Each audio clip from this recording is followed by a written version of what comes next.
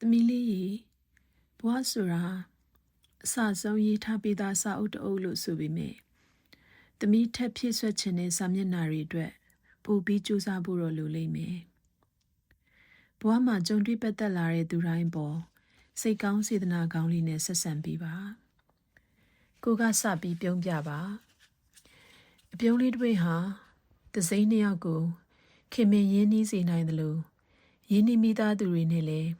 ဆက်ဆံရေးမြဲမြံနှွေးထွေးစေပါတယ်။စိတ်ဆိုးဒေါသထွက်နေတဲ့သူတယောက်ကိုတောင်ပြုံးပြဖို့ကြိုးစားလိုက်ပါ။သူ့ဒေါသတွေအတန်အသင့်တော့လျော့သွားနိုင်ပါလိမ့်မယ်။အပြုံးပွင့်ကလေးဟာလူတိုင်းကိုပေးနိုင်တဲ့လက်ဆောင်တစ်ခုပါ။သမီးဘဝမှာတိတ်ခင်မင်တန်မိုးထားစရာကောင်းတဲ့သူတွေနဲ့တွေ့တဲ့အခါသူတို့ကိုတန်မိုးထားပေးပါ။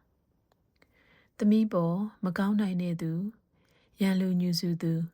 ဒုက္ခရောက်အောင်ကြောက်တွန်းသူတွေနဲ့တွေ့တဲ့အခါနှလုံးသားတွေခါသက်သွားတဲ့အထိမမုန်းလိုက်ပါနဲ့